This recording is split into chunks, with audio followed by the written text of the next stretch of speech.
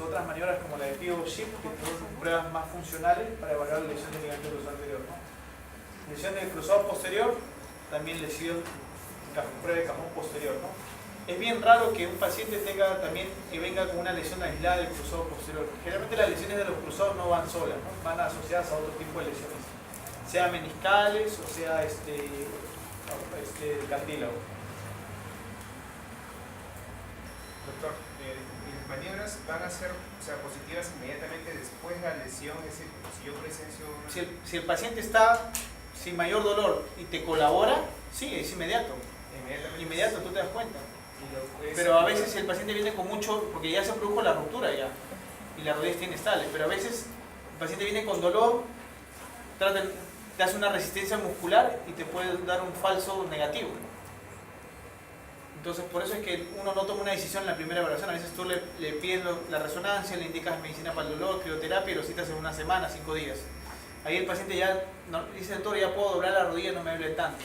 Entonces ahí es donde tú vuelves a evaluar nuevamente y es más exacta la evaluación física que tú haces, ¿no? ¿O a qué te refieres?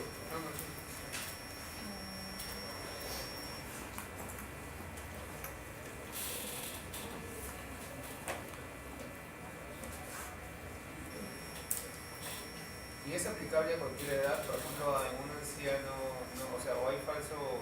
No. No hay edad para eso. No hay edad. Obviamente, lo que uno tiene que saber es a qué paciente tú vas a operar y a quién no, ¿no? Obviamente un paciente joven, activo, deportista, que se rompe el ligamento cruzado anterior y está inestable, obviamente a ese paciente lo vas a operar. A un paciente adulto mayor, más de 65 años, que no hace deporte, que por ahí se cayó y por eso se rompió el ligamento, probablemente ese paciente no va a ser candidato para una cirugía de ligamento, ¿no?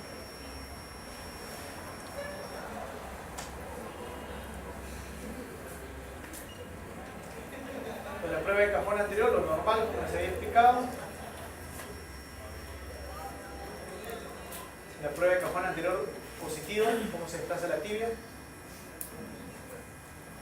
Esas evaluaciones las hacen con el paciente incluso anestesiado. Si se dan cuenta, el paciente está en sala de operaciones dormido, que es lo más exacto, ¿no? Igual acá, o este es en la consulta ya. Al paciente tiene una lesión crónica, mira todas las lesiones que tiene en la rodilla. La maniobra del Lachman, para evaluar el cruzado anterior, como le dije, con una mano sostiene el muslo y con la otra trata de llevar la tibia hacia adelante. Esto es lo patológico. Así se vería un paciente con una lesión de cruzado anterior. Miren cómo hay el juego, ¿ves? Es una maniobra del Lachman positivo por una lesión. Esas son maniobras más específicas del pivot shift, que lo que uno evalúa acá es el tema no solamente de inestabilidad anterior, sino el tema de inestabilidad rotacional del cruzado anterior. Esta sería una maniobra positiva. Miren cómo se produce el resalte acá. La tibia se desplaza hacia adelante a la hora que flexiona. Para evaluar el ligamento colateral interno, la prueba de bostezo medial. Una prueba de bostezo articular normal. Primero van a ver qué es lo normal en el paciente. Bueno, pues hace el tope con la cadera, con mano, lo que quiera. Depende del gusto de cada examinador. Y esto es lo patológico. Miren cómo se abre la rodilla. Entonces, lo evalúo tanto en extensión como con la rodilla en flexión. Igual, para evaluar el ligamento colateral externo es la misma maniobra, pero al revés. Tratas de llevar la pierna hacia el varo. Ahí, normal. Ahora van a ver lo patológico. Miren. Para tener ese grado de bostezo positivo no solamente son lesiones aisladas, ¿no? Sino son lesiones a veces multiligamentarias. El tema de los meniscos son dos meniscos, un menisco interno y un menisco externo, ¿no? Y son muy importantes en la rodilla, son los estabilizadores principales o los amortiguadores para que se distribuya el peso, la carga desde los cóndilos femorales hacia el platillo tibial interno, ¿no? Tienen esta forma específica como una C en el menisco interno y el menisco externo como una O, un poco más cerrado, y lo que buscan es darle congruencia a los cóndilos femorales que son convexos con los platillos tibiales que son generalmente casi planos. Entonces, para que encajen estos meniscos tienen esta forma específica. Los desgarros de meniscos pueden presentarse de diferentes configuraciones o combinaciones de configuraciones de desgarro de menisco, ¿no? Quizás el más sencillo de todos los desgarros de meniscos es este acá, un menisco, una rotura vertical, longitudinal simple del menisco, que puede ser incluso en este caso suturable, como puede presentarse desgarros complejos con los que se conocen asa de balde. Asa de balde porque es como una asa, uno puede coger este extremo, este fragmento debería estar pegado acá.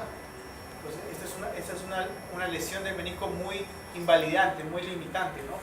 Paciente que tiene un desgarro de este tipo, normalmente el paciente puede caminar, a los días le deja de doler la rodilla, muchos incluso hasta retoman cierto tipo de deporte, cierto tipo de molestia, y hasta cierto punto pueden llevar sus actividades o su actividad de la vida cotidiana casi normal. Pero un paciente con un desgarro como este viene con la rodilla trabada, bloqueada, con mucho dolor, y hasta cierto punto se le considera como una urgencia. No puedo dejarle con la rodilla trabada, tengo que operarlo pronto a este paciente. ¿Okay? Estas son todas las maniobras que uno puede evaluar al examen físico para ver si es que hay o no una lesión de menisco. Son muchas, no las van a preguntar todas estas. Ni nosotros como especialistas realizamos a todos los pacientes todas estas maniobras. Por ahí usamos 2 o 3 maniobras que son las más frecuentes, y ante la positividad de esas maniobras pedimos una resonancia, que es lo único que nos va a confirmar si es que hay o no la lesión, porque hay mucha incidencia elevada de falsos positivos. Entonces, una maniobra que ustedes deberían aprender todos es la maniobra de McMurray, que es bastante sencilla. Es el paciente, en este caso van a examinar la rodilla del lado derecho, el paciente está completamente recostado, el examinador, en este caso, si quiere evaluar el menisco del lado externo, si quiere evaluar si el menisco externo está roto o no, lo que va a hacer es una rotación interna del pie. Y como memotecnia, al hacer una rotación interna del pie, el talón apunta hacia afuera. Entonces sirve para evaluar el menisco del lado externo. ¿Okay? Talón hacia afuera, entonces me va a evaluar el menisco del lado externo. Entonces yo paso desde la flexión máxima de la rodilla hacia voy a yo realizar una extensión de la rodilla, cerrando un poquito el espacio del lado externo, haciendo un poco de valgo, y si el paciente presenta dolor o algún tipo de resalte, es muy sugestivo de que el paciente tenga una lesión del menisco del lado externo. ¿Okay? Al igual, si quiere evaluar el menisco del lado interno, en la misma posición yo lo que hago es hacer una rotación externa del pie, el talón me va a quedar apuntando hacia la línea media, y entonces yo voy a evaluar el menisco del lado interno. Acá hay un par de videos. Compañero,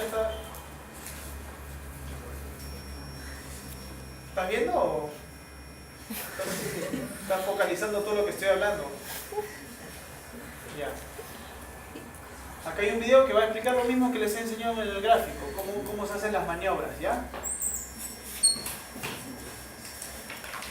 Acá tenemos el examinador, miren cómo tiene la rodilla en la flexión máxima. Va a empezar en este caso está haciendo una rotación interna del pie, y el talón está apuntando hacia afuera. Entonces va a evaluar el menisco del lado externo primero, o el compartimento del lado externo. Pone su dedo sobre la línea articular externa y comienza a extender la rodilla. Si el paciente en ese rango de movimiento de extensión presenta un dolor, el paciente va a tener una lesión, es muy sugestivo, no al 100%, de que tenga una lesión del menisco del lado externo. Ahora va a evaluar el menisco del lado interno. ¿No? Puedes repetir varias veces, puedes repetirlo varias veces, si es que te quede la duda. La otra maniobra, lo mismo, para evaluar el menisco del lado interno, hace una rotación externa del pie, está rotando externamente el pie, el talón está apuntando hacia adentro, pone su dedo sobre la línea articular interna, y de la flexión va a llevar hacia la extensión.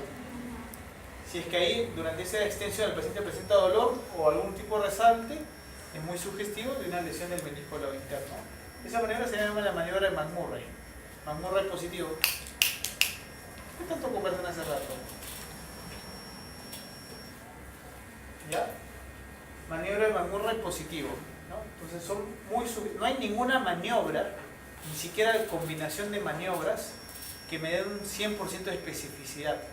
O sea, son altamente sensibles, o sea, detectan que algo le duele ahí al paciente, detectan que hay dolor, pero no me aseguran al 100% que ese dolor que tiene ahí puede ser el menisco. También puede ser una sinovitis, puede ser una condritis, una lesión del cartílago. Entonces yo lo tengo siempre que corroborar con una resonancia, porque eso es lo que me va a determinar cuál va a ser el tratamiento, si va a ser quirúrgico o va a ser terapia física y rehabilitación. Otra maniobra que se usa frecuente es la maniobra de Apple. el paciente está en decúbito prono, el examinador va a empezar a hacer los mismos movimientos de rotación interna y externa para evaluar un menisco o el otro bajo la misma mnemotecnia. Si hace una rotación externa y el talón apunta hacia adentro, está evaluando el compartimento interno, o sea, el menisco lo interno. Pero a la vez le suma una fuerza de compresión hacia abajo. Miren cómo empuja hacia abajo la pierna. ¿Ven? El paciente está boca abajo. Puede hacerlo con la mano, o como él lo hace también, puede colocar la región axilar acá y comienzan a hacer el movimiento de giro.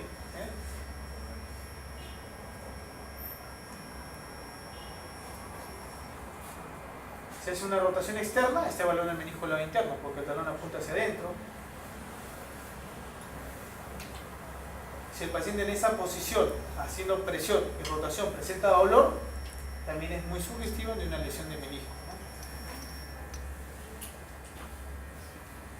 Y cuando tenemos un desgarro del menisco, pues dependiendo la edad del paciente, la ubicación del desgarro del menisco, nosotros lo que podemos hacer es una meniscectomía parcial, o sea, recortar el menisco,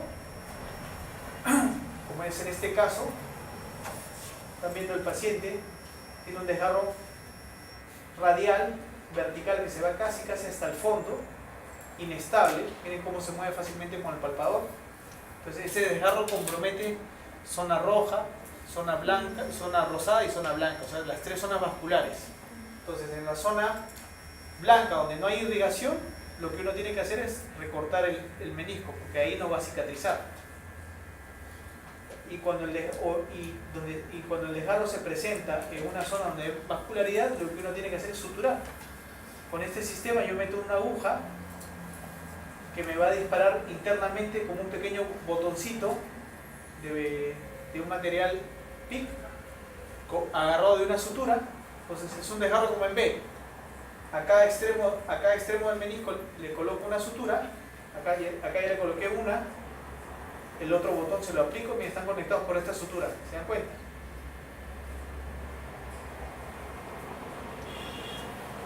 Retiro eso y después yo comienzo a traccionar la sutura. Al traccionar la sutura, los dos bordes del menisco se van a acercar, como es en este caso.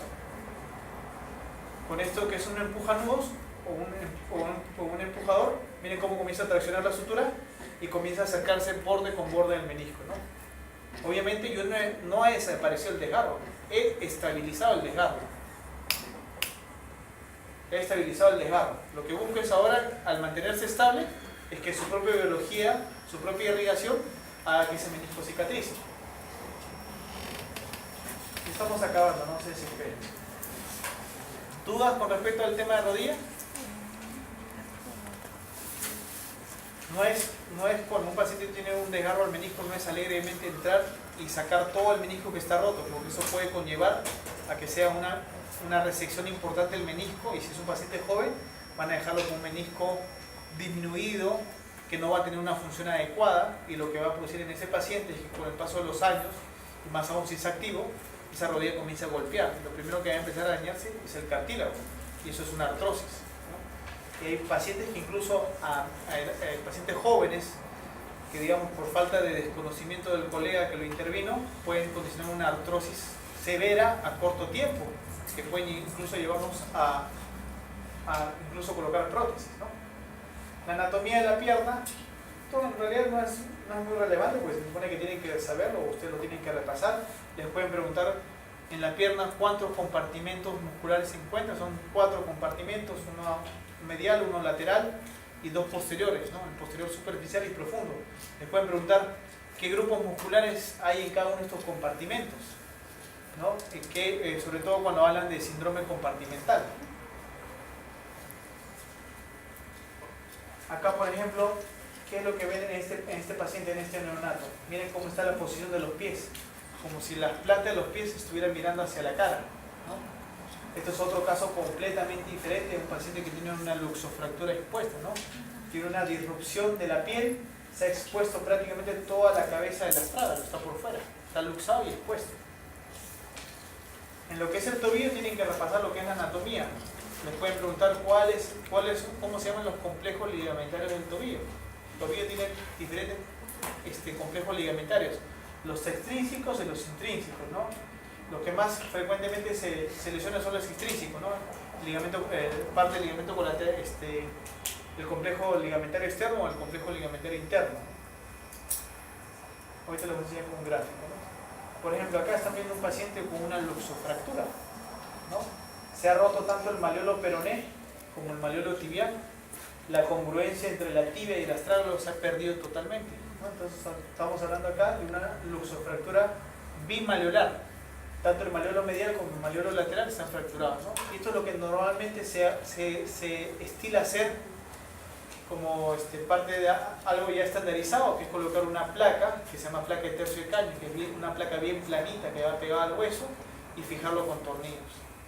El primer tornillo que se coloca es este de acá, que es un tornillo que va de hueso a hueso, no va a través de la placa.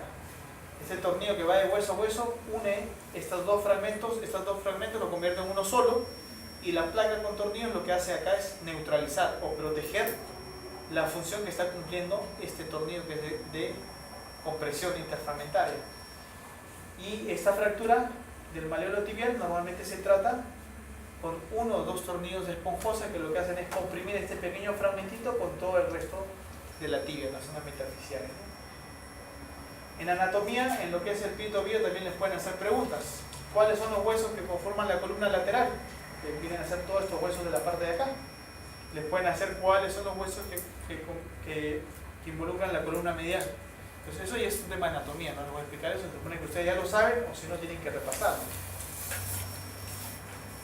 Al igual que en el pie, tenemos diferentes articulaciones. Hay dos articulaciones principales en el pie que tienen nombre propio, que es la articulación de Lisfranc, que es una articulación que es entre las cuñas, entre estas cuñas y entre los huesos de los metatarsianos, ¿no? Que es frecuente encontrar fracturas y luxaciones, ¿no? Es la lesión de Lisfranc. Entonces le pueden preguntar, la lesión de Lisfranc, ¿qué articulación compromete o entre qué hueso se produce?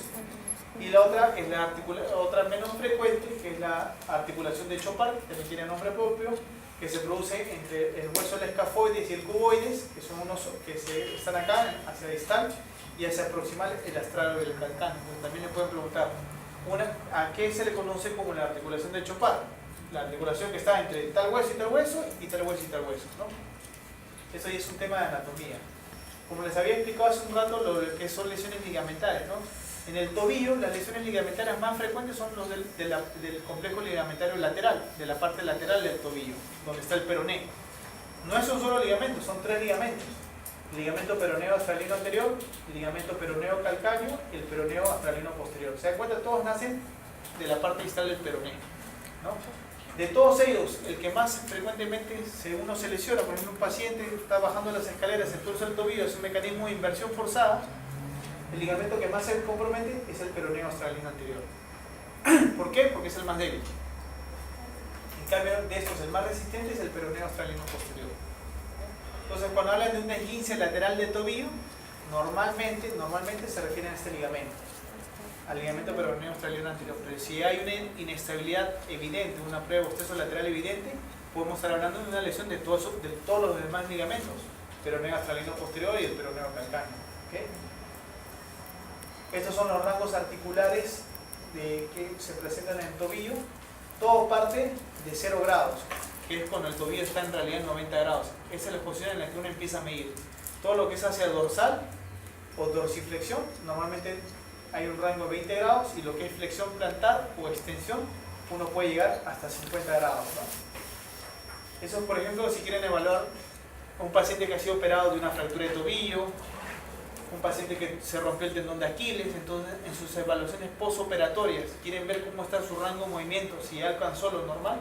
Estos son los rangos más o menos que uno tiene que valorar, y siempre compararlo, como le digo, con el lado contralateral, ¿no? Estos son más rangos de movimientos en el pie y en el tobillo.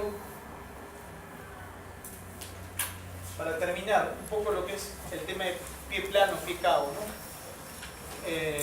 Una cosa es un pie plano infantil, que el paciente nace con un pie plano o desarrolla un pie plano en los primeros años de la vida. En realidad todos, desde que nacemos con un pie plano. A partir de los 2-3 años, la almohadilla grasa que hay en la planta del pie se comienza a reabsorber y comienza a formarse el arco plantar.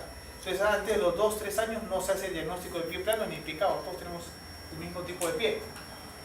Pero si el paciente ya ha pasado los 3 años, ven que la bóveda plantar o el arco longitudinal interno está caído y ven prácticamente cómo apoya la parte interna del pie, estamos ante un pie plano, ¿no? Y hay dos tipos de pie plano: un pie plano flexible, que es el que normalmente es asintomático, o sea, al paciente no le molesta. Hay muchos pacientes de acá, incluso muchos de ustedes pueden tener pie plano, diagnosticados o no diagnosticados, y de repente no les molesta, pero es un pie patológico. Y van a ver cómo a partir de los 40, 45 años les va a empezar a traer problemas, ¿no? Problemas de inflamación de tendones, problemas de artrosis en pequeñas articulaciones del pie, y ya se vuelve un pie doloroso, ¿no?